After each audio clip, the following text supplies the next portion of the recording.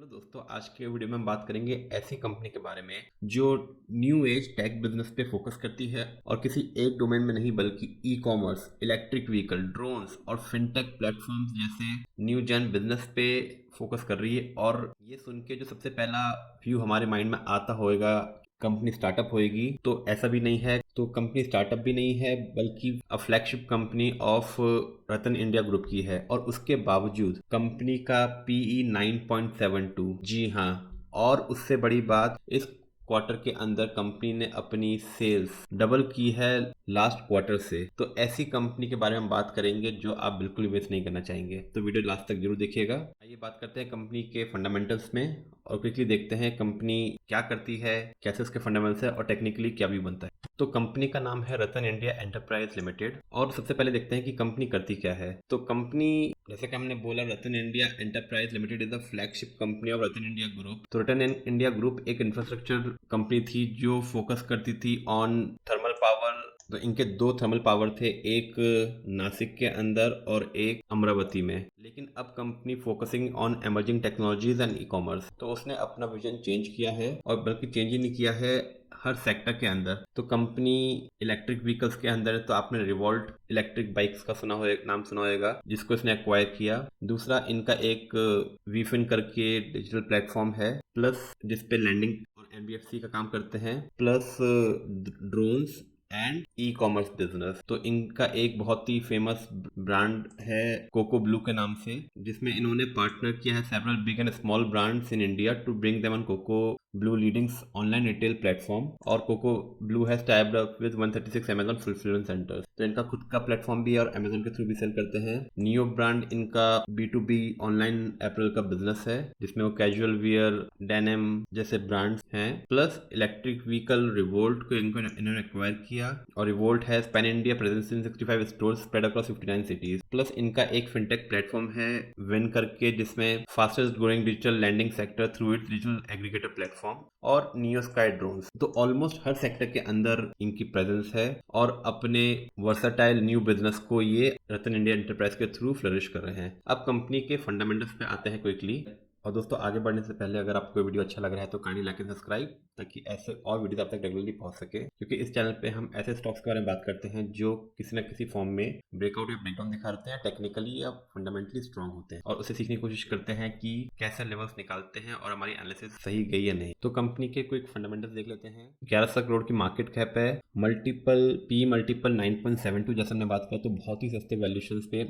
ROC और ROE देखें तो आरओसी 36% और आरओई 75%, तो बहुत ही बेहतरीन फाइनेंशियल फंडामेंटल्स। पैग रेशियो 0.52, इसका मतलब ग्रोथ एस्पेक्ट्स बहुत अच्छे हैं कंपनी के। और डेट टू इक्विटी 1.41। तो ऑब्वियसली न्यू जनरेशन के बिजनेस पे फोकस कर रही है तो डेट रहेगा, लेकिन क्योंकि न्यू बिजनेस में रेवेन्यूज बहुत ज़्यादा हाई होते हैं, जो हमने देखा, हम बात करेंगे कि कैसे इनके रेवेन्यूज में पिछले क्वार्टर से ही डबल का ग्रोथ आया, तो बहुत ही अच्छे प्रोस्पेक्ट। तो देखिए, पिछले क्वार्टर से करंटली कंपनी का पीई गिरा है क्योंकि इनकी अर्निंग पर ग्रोथ एकदम से सब्सटेंशियली बढ़ी है, जिसकी वजह से इनका प्राइस टू अर्निंग का रेशियो डिग्रेड हुआ है। तो इनका मीडियन पी 20.6 है और करंटली कंपनी का जो पी है 9.6 के अराउंड है। तो ऑलमोस्ट 50% अपने मीडियन से नीचे है क्योंकि इनकी सेल्स में ग्रोथ आई है। अब देखिए, कंपनी जहां पे ऑलमोस्ट 3 क्वार्टर कोई सेल्स नहीं थी, मार्च 22 में पिकअप करना शुरू किया था और उसके बाद देखिए ग्रोथ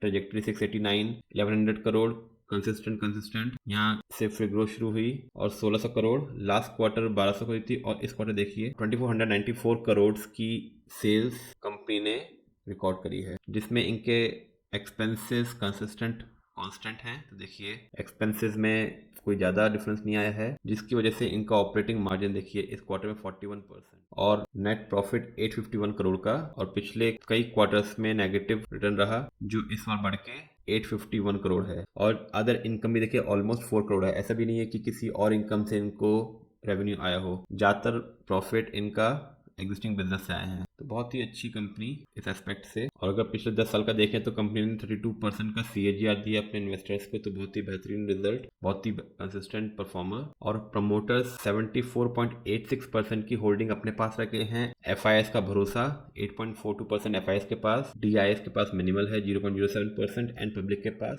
मिनिमल 16.55%। तो अगर प्रमोटर अपना स्टेक मैक्सिमम अपने पास रखा है तो मतलब प्रमोटर को इतना विश्वास है अपनी कंपनी पे ग्रोथ प्रोस्पेक्ट से कि उसने मिनिमल शेल आउट किया है FIS को। तो ये तो हो गई फंडामेंटल्स की बात। आइए बात करते हैं टेक्निकल्स की। कोई तो हमारे सामने रतन इंडिया का वीकली चार्ट खुला है। देखिए 2013 में स्टॉक ने एक हाई बनाया था 8 रुपीज का, और उसके बाद 2013 से लेके ऑलमोस्ट 2021 तक ये इसी जोन के अंदर रिवॉल्व करता रहा। तो इसका मतलब ऑलमोस्ट 2013 से लेके 2021 8 साल तक स्टॉक ने नेग्लिजिबल रिटर्न दिया अपने इन्वेस्टर्स को, जो हमने रिजल्ट्स में भी देखा कि ऑलमोस्ट कोई सेल्स नहीं थी। लेकिन उसके बाद जब इन्होंने अपना न्यू एज बिजनेस के अंदर एंट्री करी, उसके बाद एक अच्छी ट्रेजेक्ट्री के अंदर ब्रेकआउट किया, और ब्रेकआउट करने के बाद देखिए ये पॉइंट था जहां ब्रेकआउट किया 8.3 रुपीज को, और उसके बाद स्टॉक ने एक शार्प रैली दिखाई जो स्टॉक को लेके गया टू अ लेवल ऑफ 68.40। तो 8 रुपए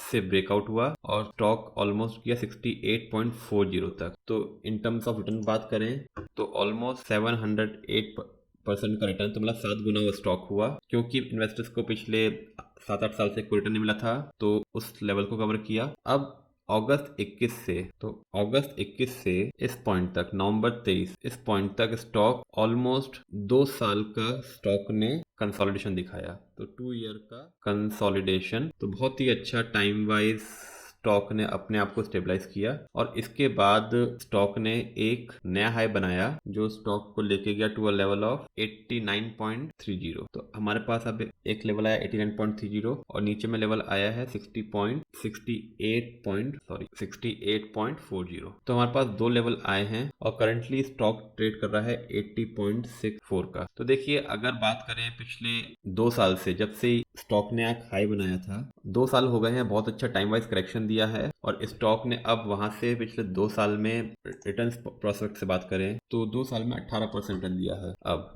देखिए जो पहले का रिटर्न मिला था ये तो पास से कॉम्पनसेट हो गया, क्योंकि स्टॉक ने पिछले कई सालों से रिटर्न नहीं दिया था अपने इन्वेस्टर्स को, जो हमने बात करी 2013 से। और 2021 से स्टॉक ने एक अपना अच्छा बेस बना के ब्रेकआउट किया, अब उस पर कंसोलिडेट कर रहा है। अब जैसे ही स्टॉक अपना ऊपर का लेवल 89.30 रुपीस को ब्रेक करेगा, स्टॉक एक नई रैली की तरफ मूव करने की कोशिश करेगा, जहां पे लेवल्स बनेंगे। पहला लेवल रहेगा ऑलमोस्ट 103.83 रुपीज का। तो 113 रुपए का पहला लेवल, 89 के ऊपर ब्रेकआउट, करंट प्राइस 80.64 है। तो एंट्री इसमें हमेशा अब ब्रेकआउट के बाद ही करनी है, क्योंकि स्टॉक पास में चला है, लेकिन स्टॉक ने एक कंसोलिडेशन दिया है, तो बहुत ही स्ट्रॉन्ग इसका स्टॉप लॉस 68.40 है, जिसपे उम्मीद कम है इसके नीचे जाएगा दोबारा स्टॉक। तो करंट प्राइस से ऑलमोस्ट 28% का रिटर्न स्टॉक देने का पोटेंशियल लगता है। तो दोस्तों बहुत ही अच्छी कंपनी न्यू एज के बिजनेस में अपना प्रेजेंस स्टेब्लिश कर रही है, पिछले कई क्वार्टर से कंसिस्टेंटली परफॉर्म कर रही है और बहुत ही सस्ते वैल्यूएशन पे है। लेकिन दोस्तों ये बिल्कुल भी इन्वेस्टमेंट वाइज नहीं है, यहाँ पे हम केवल एजुकेशन प्रोस्पेक्ट से देखते हैं कौन से वो स्टॉक जो ब्रेकआउट या ब्रेकडाउन दिखाते हैं और टेक्निकली स्ट्रॉन्ग या फंडामेंटली स्ट्रॉन्ग होते हैं। दोस्तों अगर वीडियो अच्छा लगा तो काइंडली लाइक एंड सब्सक्राइब, ताकि ऐसे वीडियो आप तक रेगुलरली पहुंच सकें। Thank you.